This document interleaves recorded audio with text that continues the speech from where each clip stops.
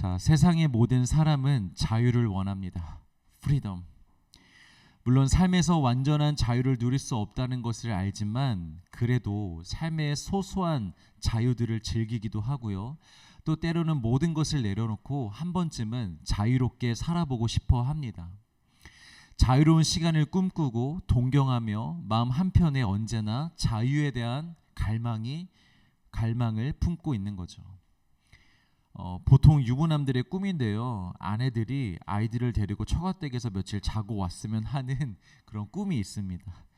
뭐 대단한 걸 하고 싶은 건 아니고요. 그냥 혼자 자유를 누려보고 싶은 거죠. 공감을 많이 하시는 표정이네요. 네. 근데 저희는 이 처가댁이 매우 가까워서 아내가 굳이 자고 올 생각을 안 하더라고요. 항상 제 옆에 있어줘서 너무 행복합니다. 자, 또 요즘 청년들은 예전과는 다르게 이 퇴사하는 것에 대해서 마음이 많이 열려 있습니다. 직장이야 또 구하면 되니까 그 사이에 잠깐이라도 자유로운 시간을 좀 보내고 싶은 거죠.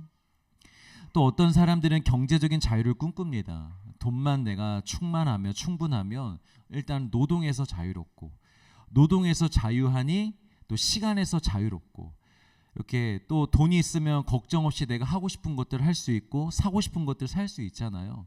굉장한 자유가 임할 수 있죠. 아마 사람들이 가장 원하는 자유가 이런 자유 아닐까요? 돈의 자유. 또 어떤 사람들은 관계로부터의 자유를 원합니다. 왜 내가 저 사람 눈치를 보면서 이러고 있어야 되지? 왜 내가 이렇게 사람 때문에 스트레스 받으면서 이 회사에, 이 교회에, 이 그룹에 있어야 하지? 하면서 그 관계에서 멀어지기도 하고 또 관계를 끊어내는 것으로 자기만의 자유를 찾기도 합니다. 또 자유를 갈망하는 인간의 노력은 역사 속에서도 항상 존재해 왔습니다. 자유를 위해 수많은 사람들이요 자신의 인생과 목숨을 걸고 싸웠습니다. 하나님 나라를 위해서 순교하고 헌신한 사람들도 있지만 이 땅의 나라의 자유를 위해서 순교하고 헌신한 사람들이 더 많을 것입니다. 이렇게 모든 인간은 다 자유를 원합니다. 다른 사람이나 상황에 억눌리지 않는 삶, 또 눈치 보지 않는 삶, 또 속박되지 않는 삶, 자유, 너무 좋은 거죠. 오늘 본문에서도 예수님도 말씀하시지만 예수님이 우리에게 주시고자 하시는 건 역시도 자유입니다. 우리에게 주시고 싶으신 게 뭐냐면 자유예요. 자유. 우리가 자유하길 원하십니다. 진리를 알지니 진리가 너희를 자유롭게 하리라. 예수님도 우리에게 자유를 주시길 원하고 자유를 주시고자 십자가에 달려 죽으신 것입니다. 그리고 실제로 우리에게 자유를 주셨습니다. 여러분 믿으십니까? 그런데 여러분 정말 자유를 누리고 계십니까? 예수님이 우리에게 자유를 주셨는데 여러분들은 아멘으로 대답하면서도 생각해보면 우리는 정말 자유를 누리고 있냐라는 거죠. 우리를 자유롭게 한다는 진리를 깨닫고 그 진리를 따른다고 고백하는 크리스찬들의 삶을 들여다보면 사실 자유와는 좀 거리가 있어 보이는 게 사실입니다. 진짜 막 살아있는 자유함 안에서 막 기쁨과 자원함으로 예배하고 섬길 때도 물론 있겠지만 비중으로 따져보자면 그럴 때보다는 뭐 억압까지는 아니더라도 어딘가 의무감이 좀 있고 하나님의 눈치도 좀 보이고 목회자와 공동체원들의 눈치도 좀 보이고 이렇게 하지 않으면 안 될 것 같고 해야 되니까 하고 있는 느낌이 들 때가 더 많다라는 거예요. 다른 사람을 볼 때 말고 나 스스로도 생각할 때 내 신앙생활을 돌아보며 해야 하니까 할 때가 의무감으로 할 때가 좀 더 있음을 우리가 느낀다라는 거죠. 또 기본적으로 그리스도인으로서 하지 말아야 할 것들이 많기도 하죠. 실제로 술도 못 마셔, 욕도 못해, 대놓고 화도 못 내, 분노하는 마음만 품어도 뭔가 찜찜하고 양심에 찔리고 돈 욕심을 대단히 내는 것도 아닌데 어쨌든 돈을 쫓는 모습으로 비춰질까 봐 뭔가 행동하는 것도 조심스럽고 말하는 것도 조심스럽고 또 사회에서는 그냥 하는 행동들도 교회 안에서는 더 조심스럽고 뭔가 나답지 못하게 행동하게 된다고 생각할 때도 있습니다. 이렇게 보면 분명 우리가 신앙생활 하는 게 자유와는 좀 거리가 있어 보이는 게 사실이에요. 그런데 예수님은 분명히 우리에게 진리가 너희를 자유롭게 하리라고 말씀하고 있습니다. 둘 중 하나입니다. 우리가 진리를 제대로 몰라서 자유를 누리지 못하거나 아니면 우리가 자유를 잘못 이해하고 있거나 그 둘 중 하나일 것 같아요. 아니면 둘 다일 수도 있겠죠. 진리도 모르고 자유도 이해하지 못했고.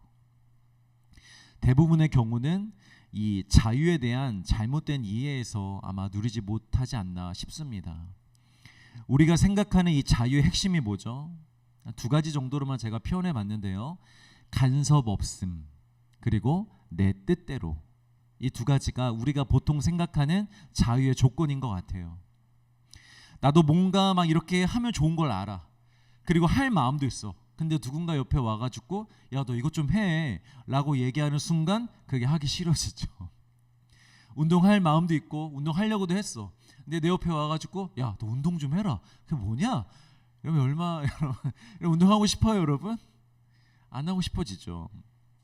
왜냐? 간섭받는 것 같잖아요.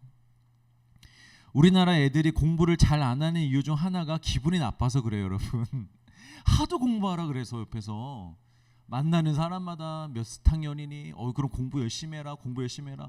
만나는 사람마다 공부 열심히 해라고 하니까 공부할 맛이 나겠냐고요. 여러분, 신앙생활도요, 겉면은 하시되 겉면의 선을 넘어서서 너무 간섭하면 안 됩니다. 하나하나까지. 그 사람도 하려고 했고 하고 싶어하는 마음이 있어요. 그런데 당신이 그러는 순간 안 하고 싶어져요. 야, 기도 좀 해라 이러면 기도 안 하고 싶어지고, 말씀 좀 봐라 이러면 안 보고 싶어져요. 너무 공감이 돼요? 그죠, 여러분? 특히 사이가 가까울수록 너를 도와주는 것이고 너를 위한 것이라 라고 하는데 사실 그게 별로 도움이 안 돼요. 약은 약사에게, 신앙은 하나님에게 약은 약사에게, 신앙은 하나님께 좀 맡기세요. 그 사람을 하나님께 맡겨드려야 돼요. 내가 자꾸 뭔가 잔소리하고 뭘 하라 그러고 뭐 하지 말라 그러고 이런 말로 이 사람을 바꾸려고 하면 그 사람이 오히려 더 하나님과 멀어질 수 있어요.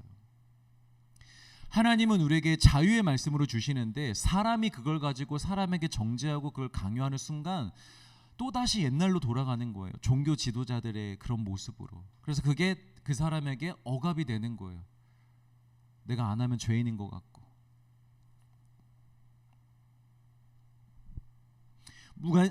무관심하라는 게 아니고요.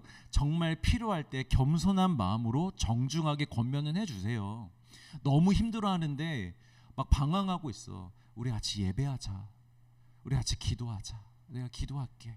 이렇게 겸손한 마음으로, 사랑하는 마음으로 권면은 해주세요. 그리고 뒤로 물러가서 기도해 주시면 되는 거예요. 그리고 권면했는데 상대가 잘 받아들여.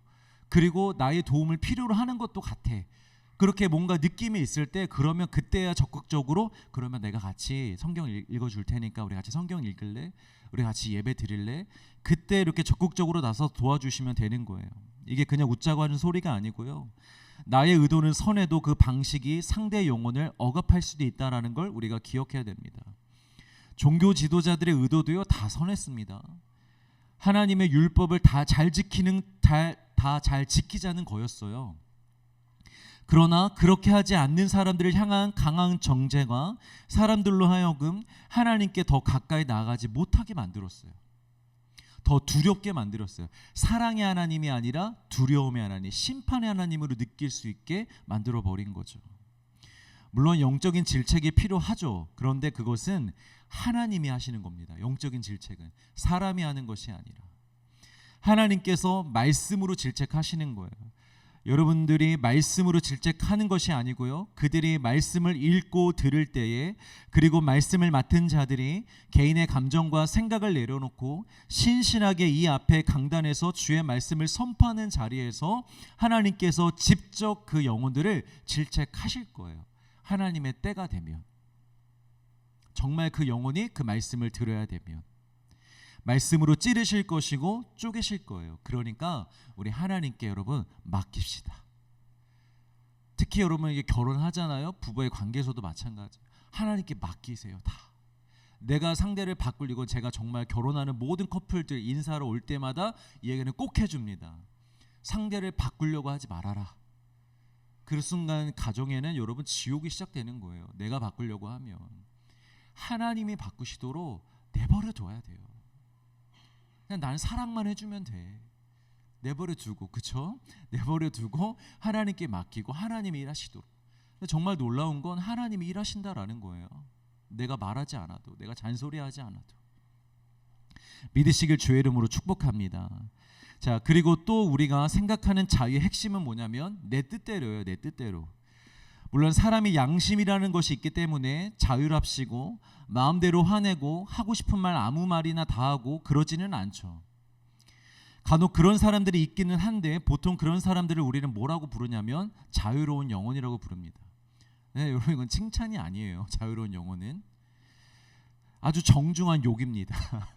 너 진짜 개념이 없구나 하는 말을 정중하게 표현하는 게 너 자유로운 영혼이구나 라고 얘기를 하는 거죠. 적당한 선, 상식의 선, 법이 허락한 선이 있습니다. 그 선과 그 울타리 안에서 내 마음이 가는 대로, 내 성향에 맞는 대로 내가 원하는 것을 할 수 있는 것, 그게 바로 자유라고 말할 수 있겠죠. 예수님이 말씀하시는 자유도 이와 다르지 않습니다. 우리에게 이 자유를 주셨습니다. 먹든지 마시든지 다 하나님의 영광을 위해서 하라라는 이 말씀은 너희의 마음과 생각과 뜻은 다 접고 오직 내가 시키고 내가 원하는 것만, 내 뜻대로만 행하라는 말씀이 아니에요, 여러분. 무엇을 선택하고 무엇을 취하든지 주를 사랑하는 마음으로, 죄가 아닌 거룩을 사랑하는 마음으로, 돈을 사랑하는 마음이 아니라 하나님의 영광을 사랑하는 마음으로, 예수님께서 우리 안에 임하심으로 새롭게 해주신 그 마음으로 자유롭게 선택하라라는 거예요. 그 마음을 가지고 선택은 나의 자유로 그렇게 삶을 살라는 거예요. 뭐 작은 것까지 하나님께 다 물어보는 것이 하나님의 영광을 위하는 삶이 아니고요. 주신 말씀을 근거로 그리스도와 연합된 그 심령과 그 마음을 가지고 주어진 일상의 삶에서 내가 판단을 해서 이거는 하나님이 좋아하시겠다, 이건 해도 되겠다, 이렇게 내가 판단을 해서 하나님의 영광을 위해서 그렇게 살라는 것입니다. 여러분, 이스라엘 백성들의 가나안 입성을 잘 기억해 보십시오. 광야에서는 구름 기둥이 움직이며 움직이고 불기둥이 서면 서고 만나가 내려야 먹고 반석에서 물이 나와야만 마실 수 있었습니다. 한 발자국도 스스로 계획할 수 없었습니다. 오롯이 하나님이 주신 걸로만, 인도하시는 대로만 살 수 있었습니다. 그러나 가나안에 들어가서는 달라지죠. 더 이상 만나는 없습니다. 이제 그들 스스로 씨를 뿌리고 추수하고 각 지파가 스스로 땅을 정복하고 다스리며 살아야 합니다. 말 그대로 자유로운 삶입니다. 그때부터는 자기 삶을 사는 거예요. 그렇다고 하나님이 떠나셨나요? 아닙니다. 하나님은 그들과 함께하고 계셨습니다.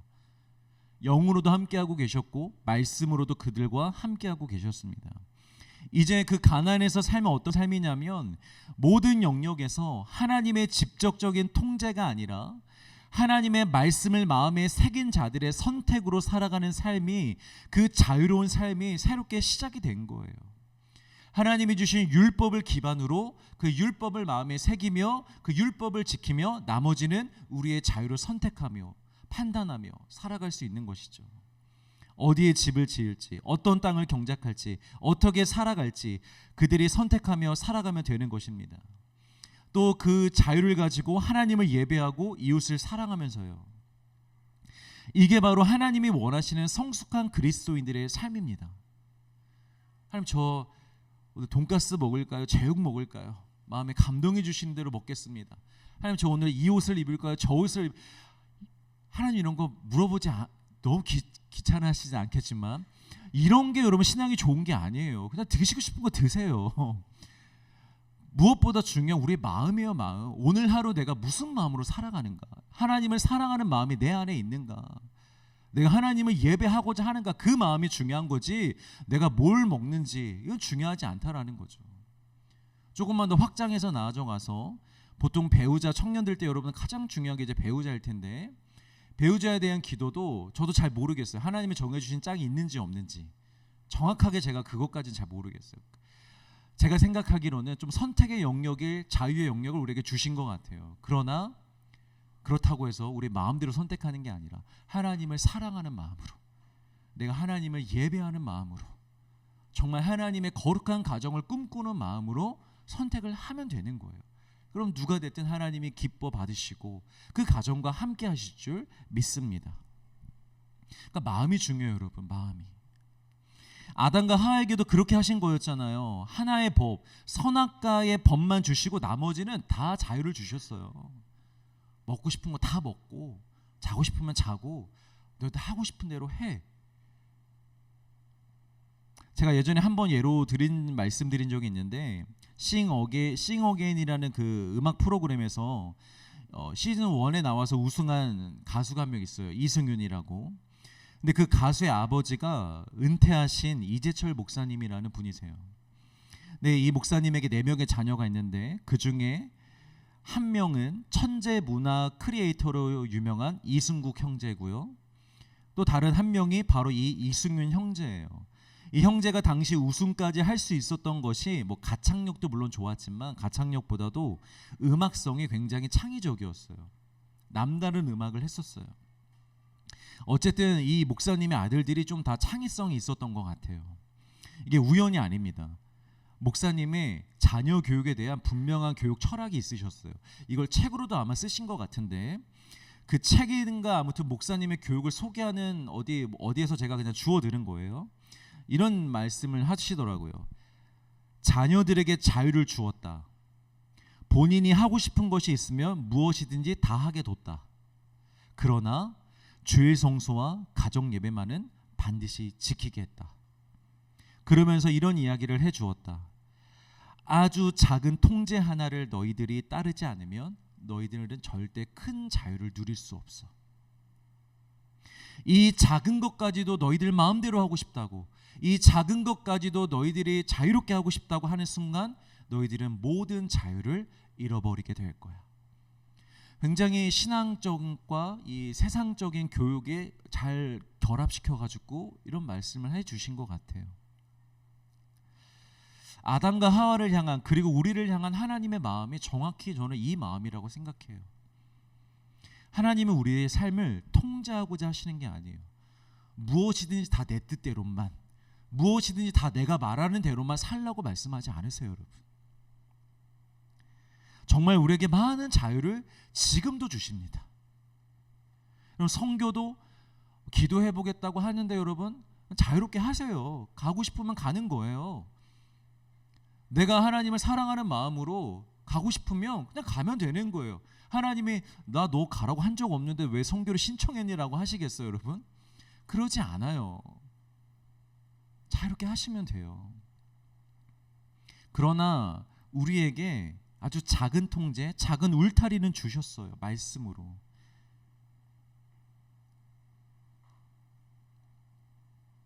그런데 그 작은 울타리, 그 작은 통제, 그것조차도 내 마음대로 하고 싶어하고 그것조차도 간섭받고 싶지 않다고 하는 바람에 선악과를 따먹어 버린 거예요. 99%의 자유를 주셨는데 그 1%의 통제마저도 내 마음대로 하겠다고 선악과를 먹은 거잖아요. 그 결과가 뭐예요? 자유는커녕 완전한 죄의 종이 되어버렸죠. 모든 자유를 다 잃어버린 거예요. 여러분, 우리를 향한 예수님의 말씀과 뜻, 이것을요 억압으로 생각하시면 안 됩니다. 여러분, 이 세상에도 법이 있잖아요. 이 나라에도 법이 있는데 보통의 국민들이 이 법을 대하는 감정이 무엇인가요? 억압입니까?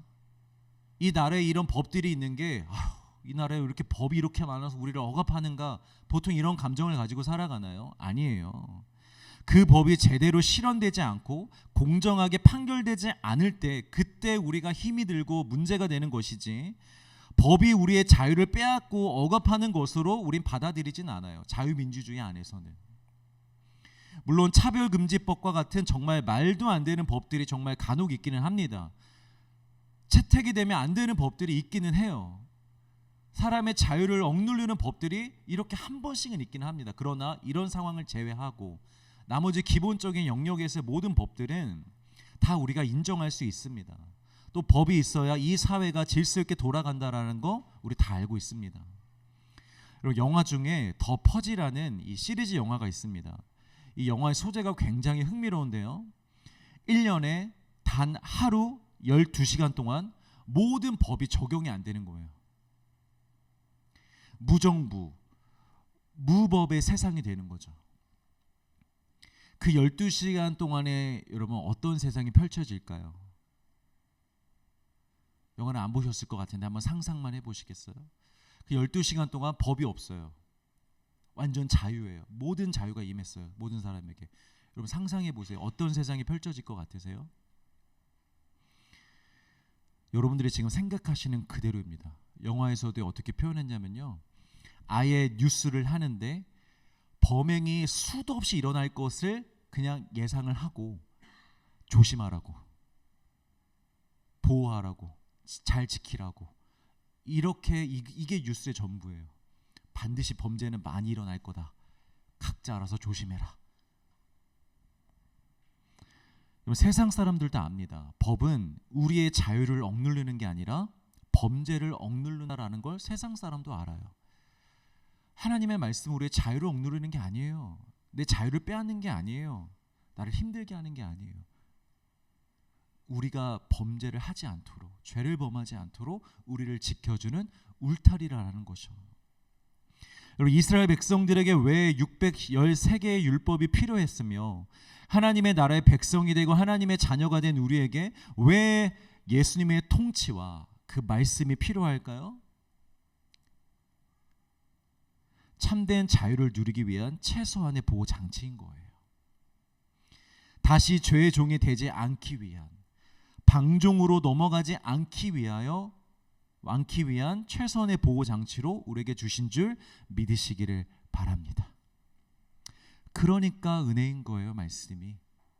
그러니까 말씀이 꿀송이보다도 더 달다고 얘기하는 거예요. 나를 지켜주는 거니까. 자, 오늘 본문에서도 예수님은 그 자유의 시작을 말씀의 거함이라고 말씀하십니다. 너희가 내 말에 거하면 참으로 내 제자가 되고 진리가 너희를 자유롭게 할지니라. 이게 같이 이제 연결선상에 있는 말씀이거든요.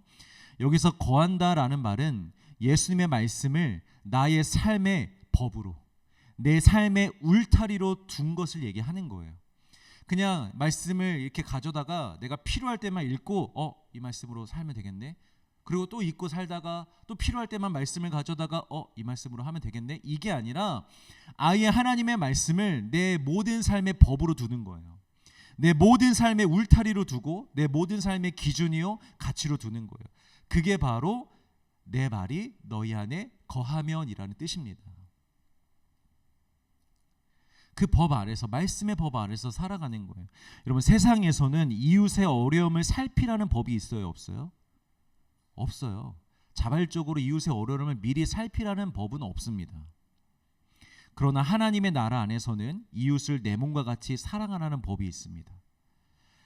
그것도 가장 최상위에 위치한 최고의 법입니다.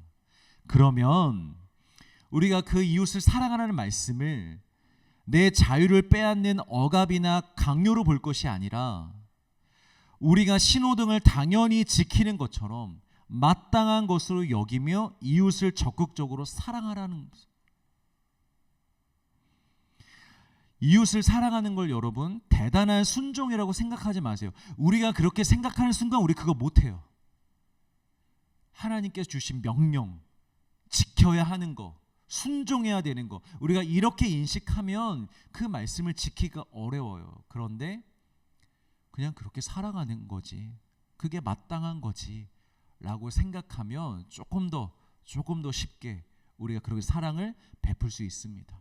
사랑을 베풀면서도 나 지금 대단한 순종하고 있다라고 생각하면 그 한 번밖에 못해요.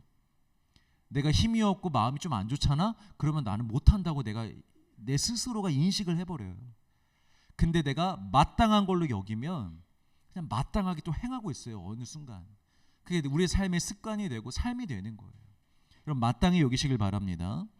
여러분, 또 세상에는 겸손해야 된다는 법은 없어요.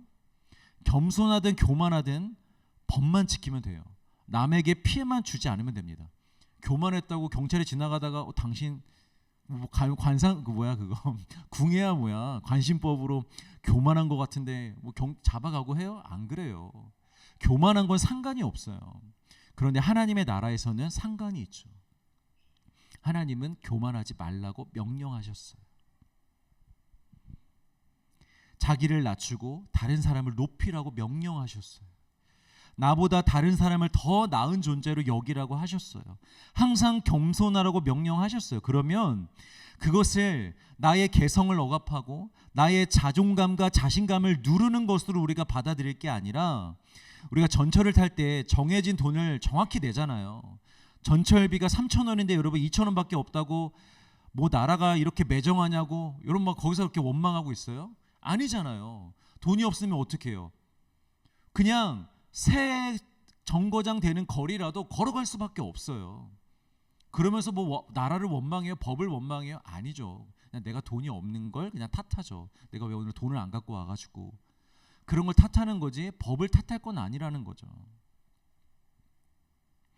그와 같이 남을 낮게 여기고 남을 높이며 사는 것을 마땅한, 이 역시 마땅한 것을 하라는 거예요. 당연한 것으로. 당연히 여러분 높여주세요. 당연히 다른 사람을 나보다 더 낮게 생각하세요. 항상. 자, 또 세상에서는 탐욕을 가지면 안 된다라는 법은 없습니다. 계속 탐욕을 가지고 있어도 남의 것을 도둑질하지 않기만 하면 돼요. 법을 어기지 않으면 되는 거예요. 그러나 하나님 나라에서는 탐욕을 버리라고 명령하십니다. 탐욕이 생기는 것까지는 어쩔 수 없어요, 여러분. 어떻게 사람인데 탐욕이 없을 수 있겠어요? 그러나 순간 그런 마음이 들었다 할지라도 그 마음을 버려야 한다라는 거예요. 여러분, 길을 가다가 우리가 카드를 주었습니다. 어떻게 합니까, 여러분? 경찰서에 갖다 주거나 그냥 버려야죠, 쓰레기통에. 그거 주워다가 쇼핑하면 돼요, 안 돼요? 안 돼요. 그거는 양심의 문제가 아니고요, 법의 문제예요. 그럼 법에 걸립니다, 여러분. 법에 그렇게 되어 있습니다. 제가 봤는데, 분명히 봤는데 이게 이름이 기억이 안 나네, 이 법의 이름이. 어쨌든 걸리면 큰일 나는 거예요. 쓸 수 없습니다. 주인을 찾아주거나 아예 버려야 됩니다. 그것과 같이 여러분, 탐심이 생겼으면요, 내 것이 아니라고 생각하고, 이제 더 이상 내 것이 아니라고 생각하고 버리시면 돼요. 주운 카드 버리듯이. 탐심 지금 주웠다. 이거 내 거 아니지. 예수님 이거 다 없애주셨지. 내 것 아니야 하고, 그렇게 그 고백을 가지고 그냥 버리시면 되는 거예요. 이 외에도 원수를 사랑하라, 염려하지 말라, 감사하라, 남의 유익을 구하라는 모든 명령도 우리를 억압하는 명령이 아니라 우리의 자유가 참된 자유가 되기 위한 울타리인 줄 믿으시길 바랍니다. 그런데 여러분, 이것을 마치 부모가 자녀에게 너 숙제 다 해야 게임 시켜줄 거야, 너 학원 다 갔다 와야 PC방 보내줄 거야, 이런 식의 저급한 거래 구조로 이해하시면 안 돼요. 이 울타리 이것만 지키면 나머지는 자유야? 그럼 이렇게만 하고 나머지는 내 자유대로 해도 돼? 이런 식으로 우리가 이걸 생각하면 안 된다라는 거죠. 그렇게 이해하시는 분들이 있다면 죄송하지만 하나님을 모르는 거예요. 십자가를 통과하지 못한 자들입니다. 하나님을 알고 십자가의 의미를 알면, 그 십자가로 내가 새 생명을 얻었다는 것을 우리가 진실로 알게 되면 이렇게 거래 구조로 이해할 수가 없습니다. 하나님의 말씀을. 하나님이 우리를 죽기까지 사랑해 주셨는데 그 크신 사랑을 받고 우리도 그 하나님을 사랑함으로 마땅히 기꺼이 나의 뜻으로 삶 전체에서 주를 위하여 선택하며 살아가는 거예요. 여러분, 예수님이 겟세마네 동산에서 내 뜻대로 마시고 아버지 뜻대로 해달라고 기도하셨잖아요. 이것이 하나님, 내 뜻은 이건데 아버지의 뜻을 따르지 않으면 안 되니 그냥 따르겠습니다 라는 이런 억지의 순종이 아니었어요. 당장 나만을 위해서는 안 하고 싶지만, 하나님은 완전한 신이지만 완전한 인간이잖아요. 완전한 인간의 육체를 입고 오셨잖아요. 그래서 그 육의 모든 정욕과 육의 모든 필요를 다 똑같이 느끼고 있으셨다고요. 그러니까 예수님의 그 육의 뜻은 안 하고 싶은데, 십자가를 지고 싶지 않은데, 그러나 내 영의 뜻은, 아버지를 사랑하고 아버지와 연합된 나의 영의 뜻은 아버지의 뜻을 따르고 싶습니다. 육의 뜻은 원하지 않지만 내 영의 뜻은 아버지를 따르고 싶습니다. 왜? 아버지를 사랑하니까. 그러니까 아버지의 뜻대로 뜻대로 해달라고 기도하시는 거예요. 그러니까 이거는 억지의 순종이 아니라 억지로 순종하신 것이 아니라 하나님을 사랑함으로 드리는 자원하는 순종이셨던 것입니다. 내가 이만큼 했으니 너도 이만큼 해줘라는 건 여러분 사랑이 아닙니다. 그건 그냥 거래예요, 거래. 내가 이만큼 사랑을 해줬으면 그 사랑을 받은 상대가 감동하여 당장 그만큼은 안 된다 할지라도 진심으로 나를 더욱 사랑하게 되는 것, 더욱 그 사람을 위하여 살아가고 싶어지는 것, 그게 진짜 사랑이죠.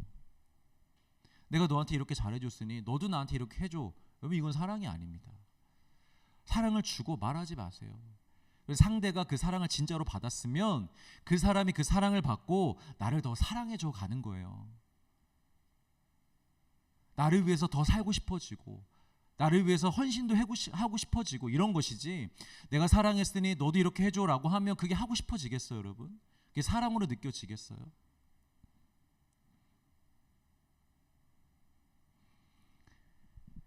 사랑의 율법의 핵심입니다. 하나님을 사랑하면 하나님의 모든 계명은 무거운 짐이 되지 않는다고 합니다. 그래서 하나님을 사랑하는 게 먼저예요, 여러분. 계명을 지키는 게 먼저가 아니라 하나님을 사랑하는 게 먼저입니다. 이웃을 사랑하며 이미 나머지 율법을 다 이룬 것이라고도 하셨잖아요. 그러니까 법, 울타리만 있다고 되는 것이 아니라 사랑이 먼저 가장 필요하다라는 거죠. 사랑하는 성도 여러분, 하나님과 예수님과 성령님을 사랑하시는 자들 되시길 주의 이름으로 축복합니다. 그리고 예수님의 모든 말씀을 내가 영적으로 정말 자유해지며 나로 하여금 자유하게 뛰놀 수 있게 해주는 은혜의 울타리인 줄 여러분 믿으시길 바라요. 내가 영적으로 할 것을 제대로 해야 내가 하나님께서 나에게 주신 진짜 자유를 제대로 누릴 수 있는 거예요. 이게 하나님의 마음이고 목회자의 마음이에요.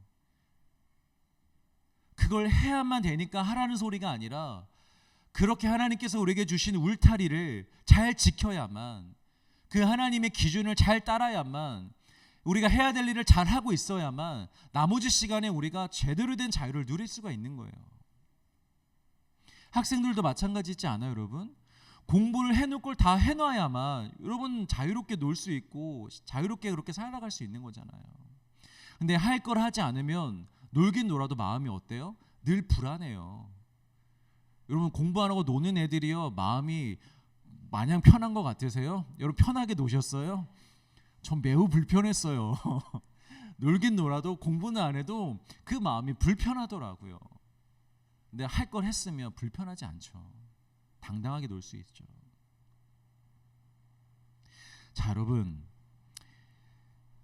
우리가 그 울타리를 믿고 좀 자유롭게 뛰놀아봤으면 좋겠어요. 영적으로 정말 하나님 주신 자유, 그 자유를 거룩함 안에서 하나님의 말씀 안에서 정말 여러분들이 자유롭게 마음껏 좀 뛰놀아 보셨으면 좋겠어요. 할 수 있는 게 별로 없을 것 같은 건 여러분 우리의 느낌이에요. 그렇지 않습니다. 아내 없는 집에서 혼자 소파에 누워 치킨 먹고 바로 안 치우고 다음날 치우고 실컷 영화 보고 있다가 잠들고, 원할 때마다 해외여행 다니고 사고 싶은 거 마음껏 사고 먹고 싶은 거 마음대로 먹고 만나고 싶은 사람들 매일 만나고 내 육체가 원하는 대로 다 할 수 있는 그런 자유가 여러분 인간이 누릴 수 있는 최상의 자유라고 생각하십니까? 그런 자유를 누리면 여러분 정말 행복할 수 있을 거라고 생각하십니까? 가치가 있다고 느끼실 것 같아요? 그건 자유는 맞지만 최상의 자유도 아니고요, 참된 자유도 아닙니다. 잠깐의 기쁨은 있겠지만 우리에게 정말 자유를 누리는 그 기쁨을 줄 수는 없습니다. 지금은 상상도 못하지만 우리가 가진 자유를 할 수 있는 것들이, 놀라운 일들이 여러분 많습니다. 나보다 더 큰 일도 하리라 라는 예수님의 말씀을 기억하시길 바랍니다. 하나님을 사랑하는 마음에 우리에게 주신 자유를 가지고 할 수 있는 위대한 일들, 아름다운 일들, 가치 있는 일들이 여러분 얼마나 많은데요. 그 세계로 나아오시길 주의 이름으로 축복합니다. 여러분 우리 영적인 가나안으로 들어갑시다. 광야에서 이걸 해 마라, 가야 됩니까 말아야 됩니까, 하나님 오늘도 주실 겁니까, 이러고 있지 말고 가나안으로 들어가서 하나님을 신뢰하고 믿음으로 가나안으로 들어가서 정복하고 다스리고 우리의 삶을 좀 펼쳐갈 수 있는 그런 삶이 될 수 있기를 간절히 소망합니다. 자, 참된 자유에 대해서 오늘 본문 말씀으로 좀 더 보도록 합시다. 예수님이 무리들에게 진리가 너희를 자유롭게 하리라 라고 선포하시자 그들이 어떻게 반응하는지 볼까요? 33절입니다. 시작.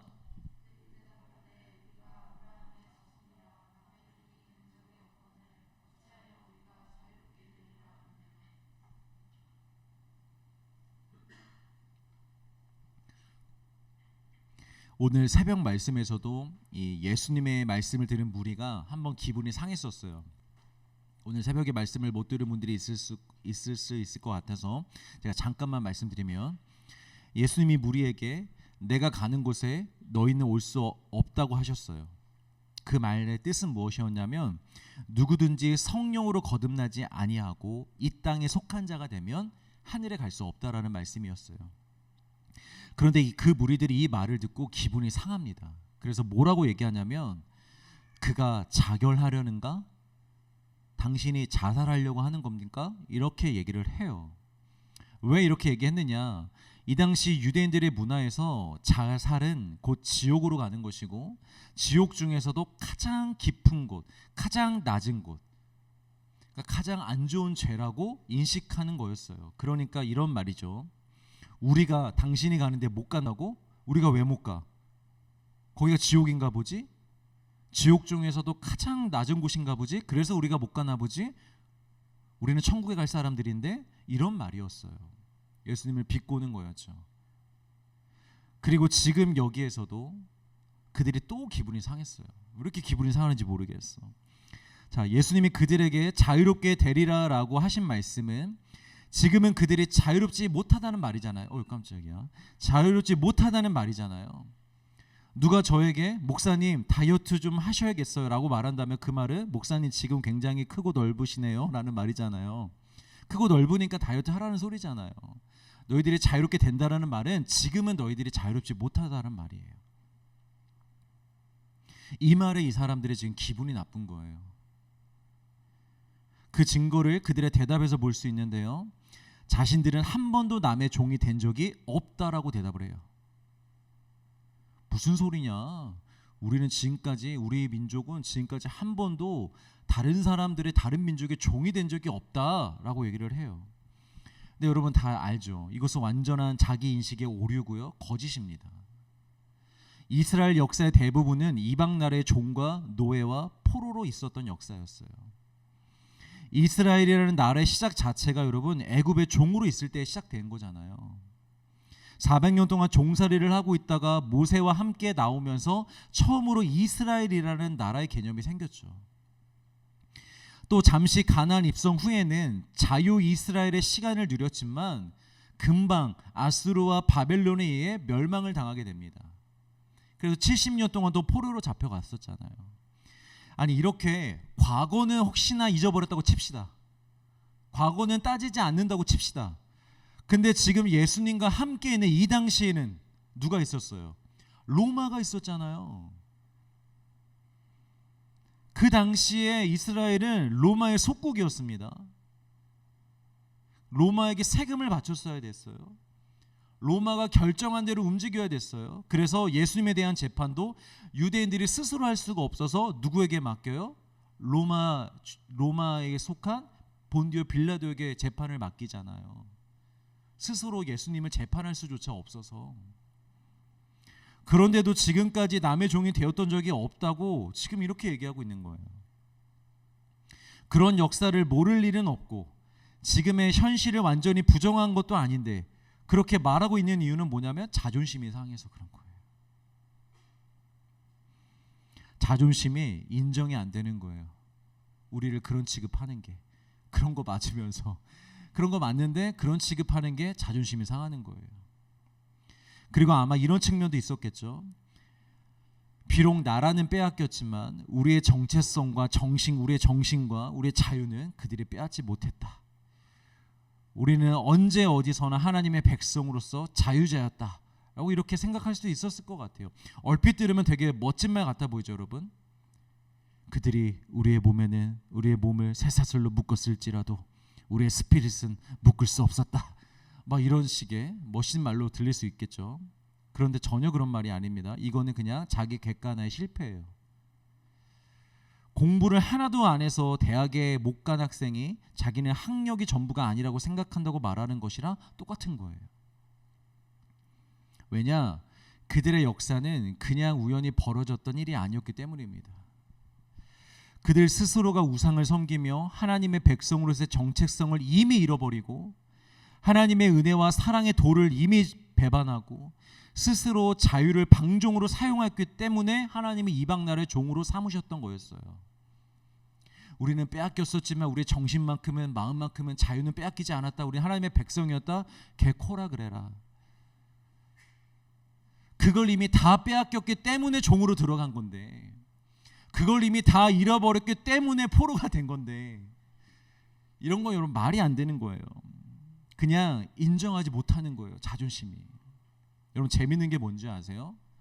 오늘 본문의 시작인데요, 그 바로 앞에 구절과 함께 오늘 말씀의 시작을 우리 같이 한번 봅시다. 요한복음 8장 30절과 31절 앞부분입니다. 같이 읽습니다. 시작. 이 말씀을 하심에 많은 사람이 믿더라. 그러므로 예수께서 자기를 믿은 유대인들에게 이르시되,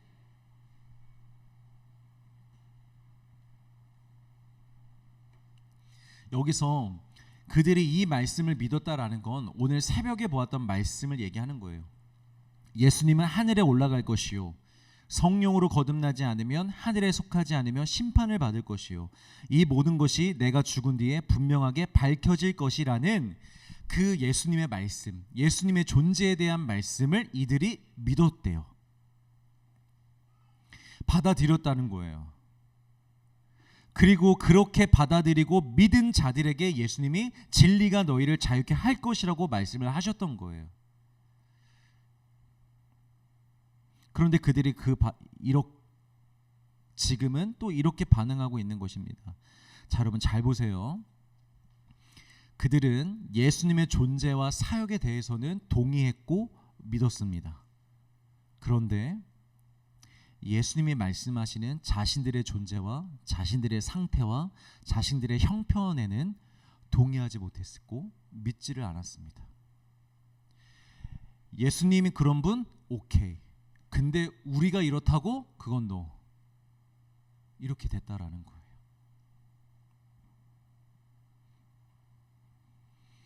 예수님은 인정하는데 나에 대한 자기 객관화가 안 되고 있는 것입니다. 여러분 이런 신앙 괜찮을까요? 안 괜찮을까요? 예수님은 다 인정해. 저 예수님 믿어요. 저 예수님 인정해요. 예수님 말씀 다 믿어요. 믿어지고 감동도 돼요. 그런데 나에 대한 자기 객관화가 안 되는 사람이 있어요. 여러분 이거 괜찮을까요? 예수님에 대한 고백을 잘한다고 이건 괜찮은 신앙일까요? 아닙니다. 여러분 이거 매우 위험한 신앙입니다. 구원은 하나님의 선물이지만 그 구원이 한 영혼에게 임하기까지는 어떤 과정이 반드시 필요하냐면 회개가 필요합니다. 육신의 생각으로는 우리가 그렇게까지 죽어 마땅한 죄인처럼 보이지 않지만 영적으로 우리가 완전한 죄인이었음을 인정하고 고백할 때, 고백만 한다고 되는 게 아니에요. 여러분 고백은 누가 시켜서도 할 수 있어요.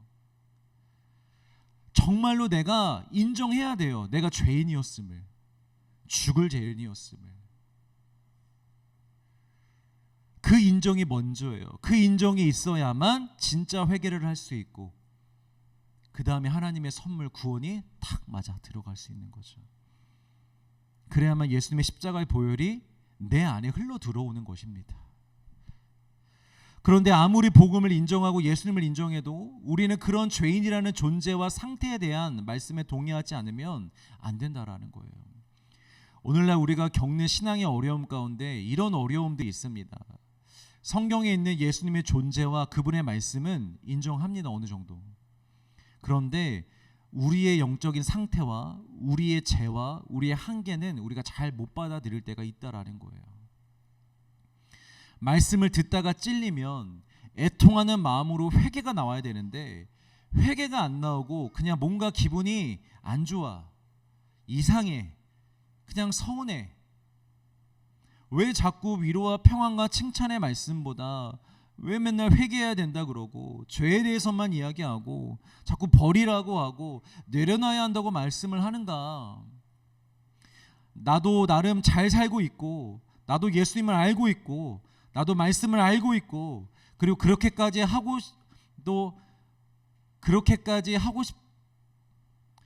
알고 있고 그런데 왜 자꾸 우리한테 죄인이라고 얘기하고 회개해야 된다고 얘기하고 깨어 있어야 된다고 얘기하고 기도해야 된다고 얘기하고 왜 자꾸 이렇게 얘기하는가? 이렇게 자기 자신에 대한 말씀에는 우리를 향한 말씀에는 우리가 간혹 동의를 안 할 때가 있어요. 안 하고 싶어서 안 하는 경우들이 많겠죠. 근데 또 진짜 동의를 안 하는 사람들도 있어요. 여러분 제 설교가 주로 죄와 회개에 치중되어 있다고 느끼실 수 있는데 여러분 그건 여러분들의 굉장한 오해입니다. 저는 죄와 회개에 치중되는 설교를 하지 않습니다. 철저한 죄인식과 진실한 회개를 통해 진정한 위로와 자유와 기쁨과 영광을 전할 뿐입니다. 저는 확신합니다. 저는 죄와 회개만을 전하지 않습니다. 그것을 통해 진짜 위로와 자유와 기쁨과 영광을 전할 뿐입니다. 그런데 죄와 회개 부분에서 우리가 동의가 되지 않으면 그냥 거기서 걸려버리면 끝나는 거예요. 그 다음으로 나아갈 수가 없는 거죠. 사랑하는 성도 여러분, 영적인 자기 객관화가 우리에게 너무나 필요합니다. 스스로를 미워하거나 자괴감에 빠지거나 자책감에 빠지지 않는 선에서 우리 자신을 냉정하게 돌아볼 수 있어야 됩니다. 여러분, 아파도 자존심 상해도 기분이 나빠도 말씀이 들렸으면 그 말씀을 들었으면 그 말씀으로 철저하게 우리 자신을 돌아볼 수 있어야 됩니다. 그게 우리가 사는 길입니다. 여러분, 외면한다고 달라지지 않아요. 동의하지 않는다고 아닌 게 되는 게 아닙니다. 인정하고 빨리 고치는 게 나아요. 아프면 여러분 빨리 병원 가셔야 돼요. 그러면 하루만 해도 날 거를 아니라고, 나는 강하다고 난 버틸 수 있다고 하면은 그냥 오래 아픈 거예요. 마찬가지로 말씀을 들었으면 그냥 다 나의 말씀으로 받으세요. 여러분, 내 안에도 그런 게 있겠지 라고 받으시고 철저하게 회개하시고 그 자리에서 돌아가 보십시오. 그럼 우리의 영이 금방금방 회복이 돼요. 믿으시기를 바랍니다. 그리고 여기 본문에서 예수님은 더 강력하게 그들의 실제 형편과 상황에 대해서 말씀하시는데요. 우리 마지막으로 요한복음 8장 44절 앞부분을 같이 읽습니다. 시작. 너희는 너희 아비 마귀에게서 났으니 너희 아비의 욕심대로 너희도 행하고자 하느니라.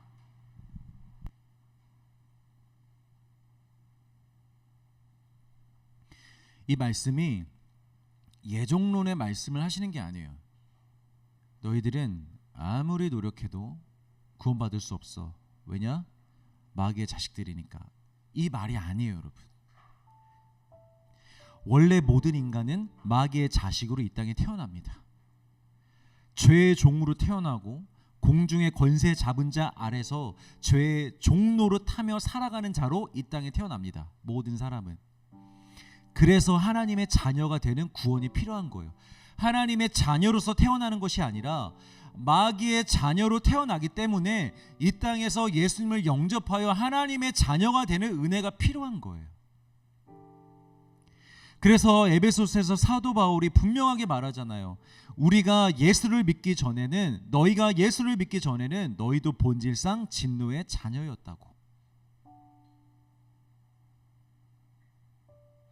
예수님을 알고 우리의 죄를 알기 전까지, 그래서 죄를 회개하고 하나님의 자녀로 거듭나기 전까지는 여러분 다 마귀의 자녀들이에요. 그러니까 우리가 누군가를 전도하고 어떤 사람들에 대해서 이야기할 때 물론 하나님이 당신을 사랑하십니다 이런 복음을 전해줘야 되겠지만 정확하게 복음을 전해줘야 된다고 생각해요. 예수님을 정말 영접하지 않아도 교회 나오면 다 하나님의 자녀인 것처럼, 그냥 교회 생활하면 다 그리스도인들이 되는 것처럼 우리가 이렇게 복음을 전해서는 안 됩니다. 여러분, 내가 먼저 확실한 복음과 그 진리 안에서 예수님을 영접하여 진짜 그리스도인들이 되어야 되고, 그 다음에 사람들에게도 그 복음을 전할 때 정확하게 이 복음을 전해줘야 돼요. 죄가 무엇인지, 왜 우리에게 예수가 필요한지, 예수님을 만나야만, 진실로 내가 예수님을 영접해야만 우리가 하나님의 자녀가 될 수 있음을, 교회 다니는 게 구원받은 게 아님을 사람들에게 우리가 사랑으로, 말씀으로 잘 가르쳐줘야 됩니다. 여러분, 인간이 왜 본질상 진노의 자녀가 되었나요? 왜 마귀의 자녀들이 되었죠? 오늘 이제 주제로 다시 넘어가서 자유 때문이었어요. 자유. 아담과 하와가 주신 자유로도 부족해서 하나님의 간섭이 1도 없는 완전한 자유를 갖겠다고 선악과를 따먹는 바람에 그 결과 완전한 자유를 얻은 것이 아니라 완전한 죄의 종이 되어버린 거예요. 여러분, 하나님의 뜻을 구하는 것도 어렵죠. 그리고 그 뜻대로 사랑하는 것도 어려워요. 그렇다고 그냥 내 뜻대로 좀 자유롭게 여러분 살고 싶으십니까? 하나님이 나를 좀 내버려 두셨으면 좋겠어요, 여러분. 그러면 진짜 우리에게 완벽한 자유가 임할 것 같아요. 구원도 받고 신앙생활 적당히 하면서 남은 영역에서는 하나님이 좀 날 내버려 두셨으면 좋겠고 내 마음대로 하나님과 상관없이 좀 살아가고 싶다는 그런 삶을 산다면 우리에게 정말 자유가 임할 것 같으세요, 여러분? 아닙니다. 하나님을 떠나면 우리는 바로 죄의 종이 됩니다. 오늘 말씀에서도 그 말씀을 하세요. 너희가 순종하는 존재에게 종이 된다고. 하나님을 떠나는 순간부터 여러분 우리의 자유는 완전히 다 사라집니다. 하나님 떠나는 순간부터 우리는 돈에 묶이기 시작할 거예요. 아니라고 우리 부정할 수 없어요. 돈에 묶이기 시작해요. 그리고 하나님을 떠난 순간부터 관계에 묶이기 시작합니다. 사람들의 시선에 묶이기 시작할 것이고, 인간적인 사랑에 묶이기 시작할 것이고, 인정 욕구에 묶이기 시작할 것이고, 성공에 묶이기 시작할 것이고, 남들과 비교에 묶이게 될 것이고, 우리의 정욕에 묶이게 될 거예요. 다 묶이게 될 거예요. 그래서 더 갈급하고 더 메마를 수밖에 없어요. 내 마음대로 하고 싶었지만 결과는 정반대죠. 탕자, 자유를 원해서 나갔어요. 근데 결과가 뭐예요? 죽음밖에 없어요. 돼지가 먹는 쥐염 열매조차 먹지 못하는 상태가 되어버렸잖아요. 자유로운 것 같으나 사실은 자유가 아닌 거죠. 오히려 더 강력한 속박에서 사는 거죠. 그게 우리의 정욕이 원하는 자유의 실제 모습이에요, 여러분. 우리가 원하는 자유의 실제 모습. 요한복음 8장 36절 말씀, 우리 정말 마지막으로 다시 한번 읽겠습니다. 시작. 그러므로 아들이 너희를 자유롭게 하면 너희가 참으로 자유로우리라. 진리가 너희를 자유롭게 하리라. 그 진리는 하나님의 아들입니다. 예수 그리스도죠. 예수님만이 우리를 자유롭게 하십니다. 어떻게 자유롭게 하시느냐? 제가 방금 말씀드린 그 모든 죄의 사슬, 우리를 그동안 묶고 있었던 그 모든 사슬을 예수님이 끊어주신 것입니다. 그러니까 우리에게 예수님이 주신 자유는 뭐냐? 죄로부터의 자유예요. 죄에 묶이지 않는 자유를 말하는 거예요. 내 마음대로 하고 싶은 자유가 임했다는 게 아니라 죄가 나를 묶지 못하는, 이제는 하나님 안에서, 하나님의 통치 안에서 그 어느 곳에도 묶이지 않은 채로 살아갈 수 있는 자유가 임했다라는 것입니다. 이것을 봐야 돼요, 여러분. 이 죄로부터의 자유를 우리가 구해야 돼요. 헛된 자유 구하지 마세요.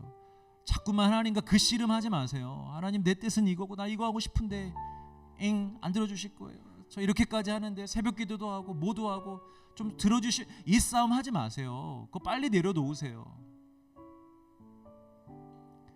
우리가 정말 누려야 되는 그 참된 자유를 여러분 누리세요. 죄로부터의 자유,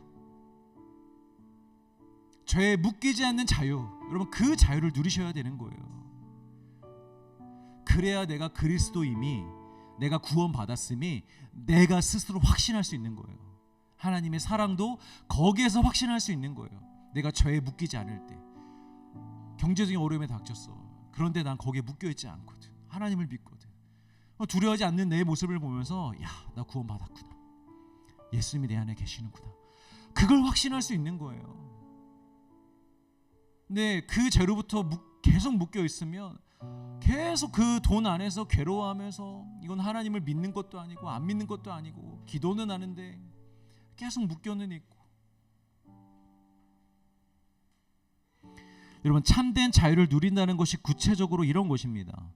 사랑할 수 없는 사람을 내게 주신 사랑과 내게 주신 자유로 그 사람을 사랑하기로 내가 선택하는 게 우리에게 자유입니다. 선택하는 거예요. 내가 주신 자유를 가지고.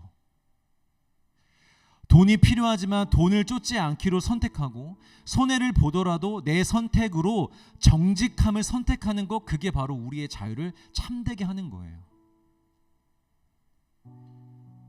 인정받을 수 있지만 내가 한 일을 남들 모르게 무명해지기를 선택하는 것, 말하지 않는 것, 그게 바로 참된 자유를 누리는 거예요.